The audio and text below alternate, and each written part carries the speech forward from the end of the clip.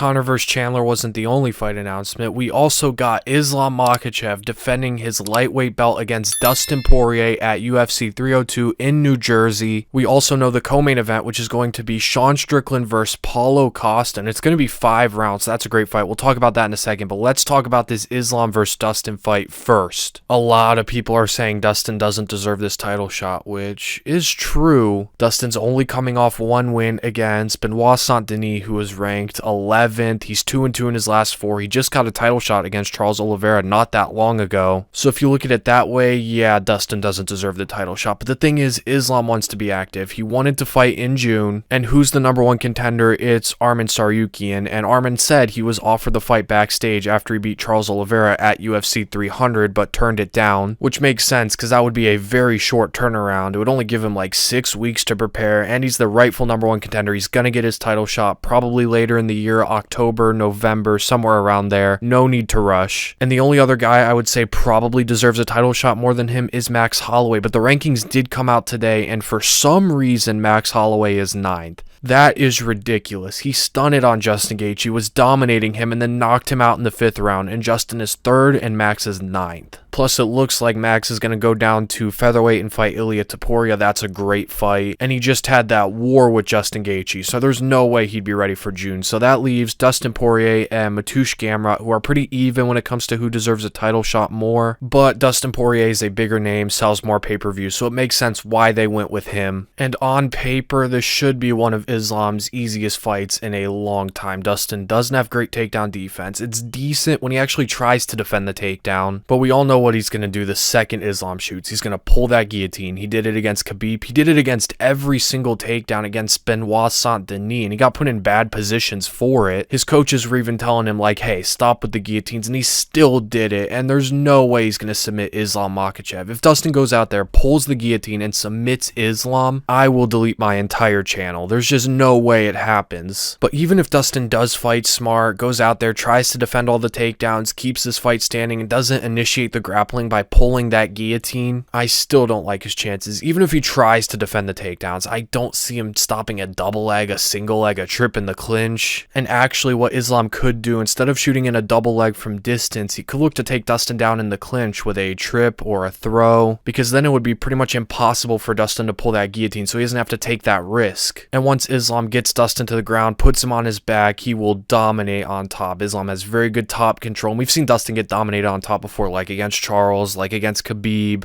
and Dustin's not going to be able to get back up. He's not going to be able to force a scramble to try and get to his feet. Islam is too good on top. He's too strong, has too good of control, and if he tries to explode up, that would just put him in worse positions. And while Islam's on top, he can look for ground and pound. I know Islam doesn't use too much ground and pound, and that's actually been one of my biggest complaints about his game. I think he should use more ground and pound. It'll make the submissions easier, will make his transitions easier, but those ground and pound openings are there on Dustin, and any opening Dustin gives him to transition, Islam is going to take. Islam is very good at transitioning to different positions. He's a positional grappler on the ground, and overall Islam should be able to get Dustin to the ground and just dominate on top. Now on the feet, it could be very competitive. They are both southpaws, and Dustin does perform better against southpaws. That jab from Dustin's going to be there. That cross from Dustin's going to be there. The right hook from Dustin is the open side on Islam. Dustin has very slick boxing, good combinations, has good boxing defense as well, good head movement, a good guard, good at parrying and slipping shots. I could also see him using leg kicks very effectively in this fight. We saw against Conor McGregor, who's also a southpaw. Dustin was terrorizing that leg of Conor, but he does have to be careful against Islam that Islam doesn't catch one of them and take him down. I know it's hard. I know Islam doesn't do it much, but it's definitely a risk going against a wrestler as good as Islam. And even on the feet, Islam can have a lot of success. The wrestling threat is always going to be there against Dustin, which is going to open up strikes. It's going to cause Dustin to have to keep his hands lower to defend the takedowns, leaving his head more exposed. And Islam is very defensive on the feet. He's a hard guy to hit. He's good off the back foot. He has a good jab, a good left straight. He has good head kicks, but because both him and Dustin are southpaws, those head kicks aren't open as they are on orthodox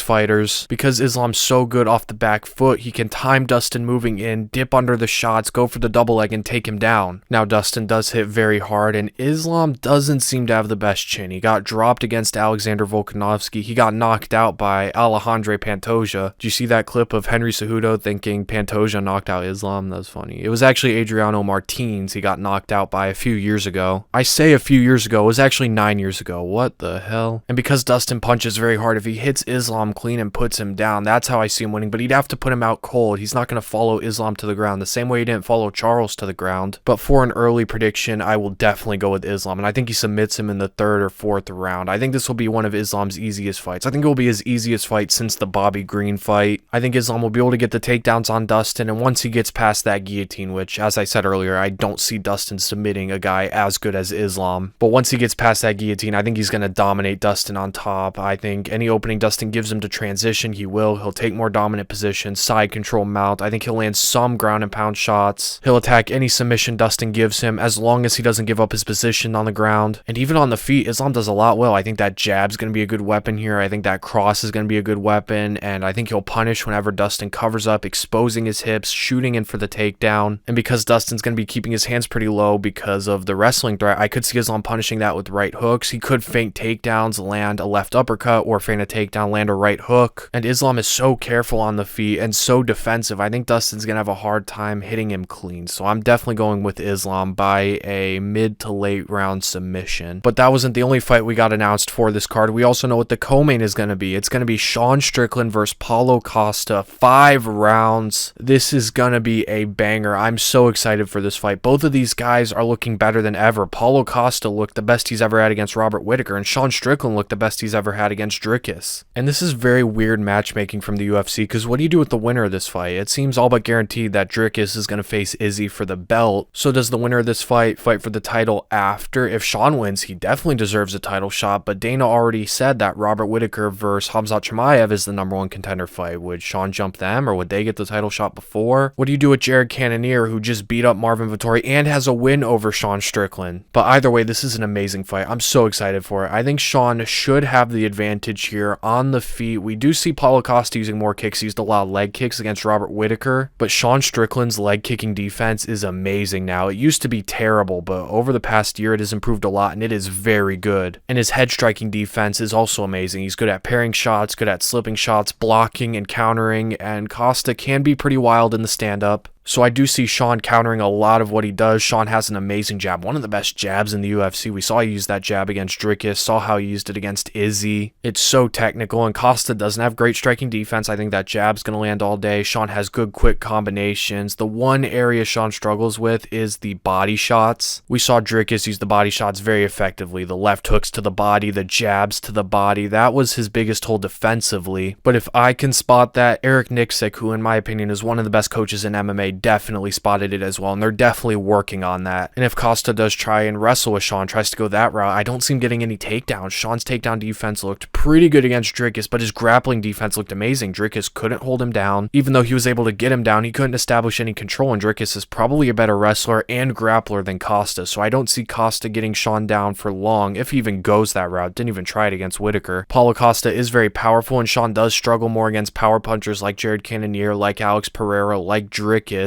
But as an early prediction, I really like Sean in this fight. I think he will be able to piece Costa up on the feet. That jab is going to be a huge weapon against a guy who doesn't really move his head, doesn't have great striking defense. Costa is pretty wild. Sean can counter that with a cross, counter with a hook. He is going to have a 4-inch reach advantage, and if Costa does try and wrestle with Sean, I don't see him getting down Sean for long. Sean's takedown defense is very good. His grappling defense is very good. So as an early prediction, I really like Sean Strickland, and I'll take him by a decision, but I could also see a later fight, 4th, 5th round TKO as Costa begins to gas out. That's another thing. Sean's going to have a massive cardio advantage in this. The pace he's going to put on Costa. I mean, Costa was struggling against Rockhold, and if you're struggling against Rockhold, you're going to struggle against Sean, and he's never really had the best cardio. But that's the video, guys. I am so excited for this card. It's looking very good, and I got a lot of stuff planned these up and coming months, so subscribe so you don't miss that. Turn on post notifications. Like the video if you did enjoy. Leave your early predictions for these fights in the comments down below, and I will see you guys tomorrow, where I will probably be breaking down the Devin Haney-Ryan Garcia fight, because I'm very excited for that.